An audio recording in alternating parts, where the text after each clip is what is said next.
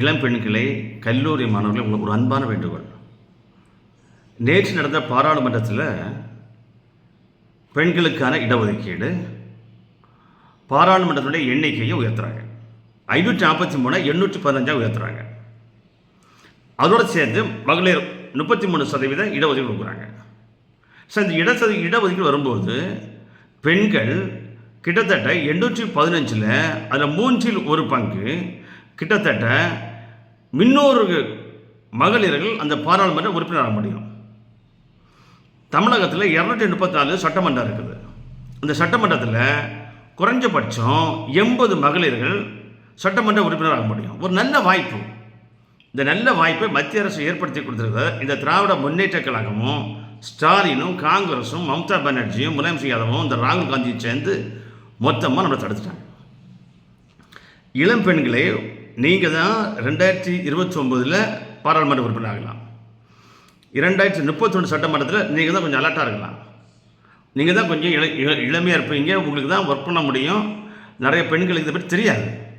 நீங்கள் தான் நம்முடைய அம்மாக்களுக்கோ அத்தைகளுக்கோ மாமிக்கோ பெரியம்மாவுக்கோ அக்காவுமாருக்கோ உறவினர்களுக்கோ சித்திக்கோ எல்லாருக்கும் சொல்லணும். நீங்கள் இளம் பெண்கள் தான் இந்த இடஒதுக்கீடை பற்றி சொல்லணும். இப்போ இதை இடஒதுக்கீடு பாராளுமன்றத்தில் வெற்றி பெற்றிருந்தால் 2029 நம்ம எவ்வளவு கிட்டத்தட்ட ஒரு 300 பெண்கள் பாராளுமன்றத்துக்கு போயிருக்கலாம்ல.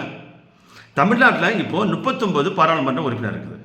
அதை 59 உயர்த்துறாங்க. 20 பாராளுமன்றம் எக்ஸ்ட்ரா வருது. இப்போது 59 3 ஒரு பங்குன்னா கிட்டத்தட்ட 20 பாராளுமன்ற உறுப்பினர்கள் நம்ம பாராளுமன்றத்துக்கு போகலாம், டெல்லிக்கு போகலாம்.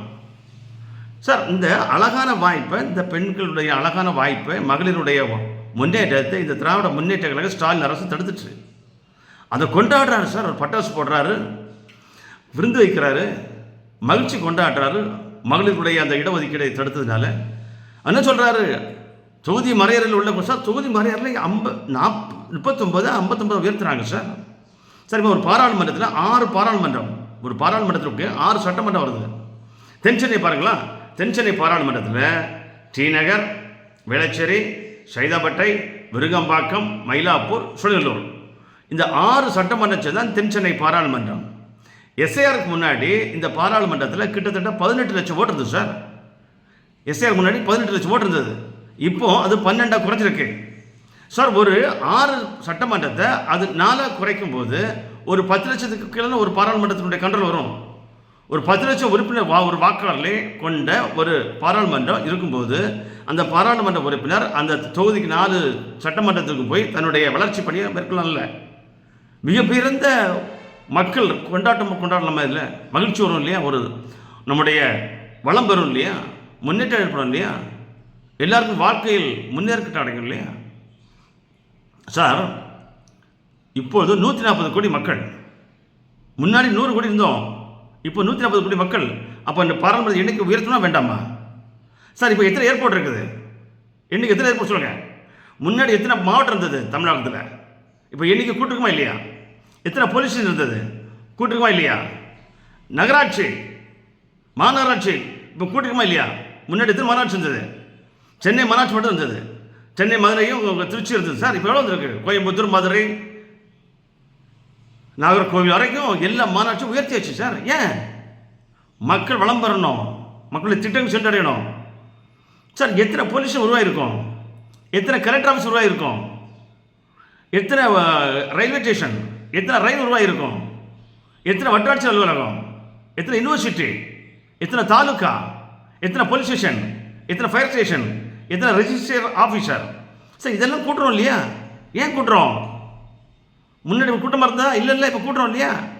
மாவட்டத்தில் இருந்து ஒரு சின்ன ஒரு தொகுதி வரை கூட்டுறோம் இல்லையா? எதுக்கு? மக்களுடைய வளர்ச்சி சென்றடையணும் சார். இது முக்கியமாக இந்த 815 கூட்டும்போது 33% பெண்களுக்கு வாய்ப்பு கிடைக்கிறது இல்லை. அதை ஏன் நீங்கள் தடுக்கிறீங்க?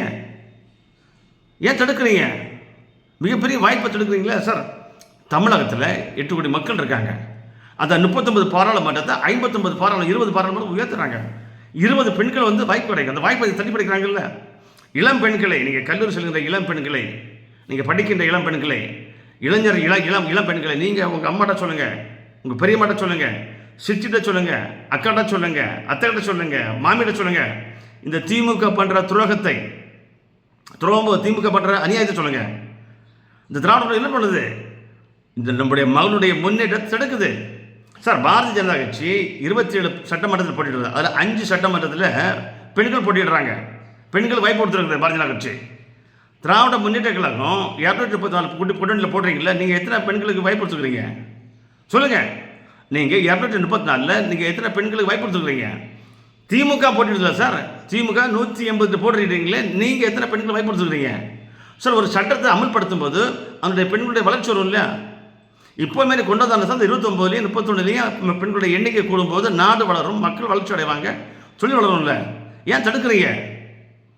இளைஞர்களே, இளம் மாணவிகளை நீங்கள் தான் பெரியவங்க எடுத்து சொல்லுங்கள். நீங்கள் சொன்னால் தான் புரியும். உங்கள் வீட்டோட சொல்லுங்கள், உங்கள் அம்மாட்ட சொல்லுங்கள், பாட்டிகிட்ட சொல்லுங்கள், மாமிகிட்ட சொல்லுங்கள், அத்தையிட்ட சொல்லுங்கள், சித்திகிட்ட சொல்லுங்கள், அக்காட்ட சொல்லுங்கள். இந்த திராவிட முன்னேற்றங்களுக்கு பண்ணுற துரோகத்தை சொல்லுங்கள். இந்த வாய்ப்பு இருந்துச்சுன்னா நீங்கள் 20 பேர் பாராளுமன்ற உறுப்பினர் ஆகலாம், கிட்டத்தட்ட 80 பேர் சட்டமன்ற உறுப்பினர் ஆகலாம் இல்லையா? 2029லையும் 2031 எண்ணிக்கை கூடும் இல்லை? வாய்ப்பு இருக்குல்ல? எவ்வளோ பேர் நீங்கள் அரசியல் வர ஆசைப்படுறீங்க, அரசியல் தெரிஞ்சுக்கிறீங்க, எவ்வளோ பேர் நீங்கள் அரசியலுக்கு பாடுபடுறீங்க, மக்கள் சேவ் பண்ணுறீங்க, அது ஒரு அங்கீகாரம் கிடைக்கும். அந்த அங்கீகாரத்தை ஏன் திராவிட முன்னேற்றம் தடுக்குது? அதனால இந்த வாய்ப்பை இதுக்கு நம்ம பாராளுமன்றத்தினுடைய அந்த நகலை தமிழகத்துடைய திராவிட முன்னேற்றங்களுடைய தலைவரும் முதலமைச்சரும் அந்த நகலை எரிக்கிறாரு, எரித்து கொண்டாடுறாரு. அந்த திட்டம், அந்த மசோதா தோற்று நின்று எல்லாரும் பட்டாசு வெடித்து அல்வா விட்டு ஸ்வீட் கொடுத்து கொண்டாடுறாரு. பெண்களுடைய முன்னேற்றத்தில் தடுப்பதால் உங்களுக்கு மகிழ்ச்சியா?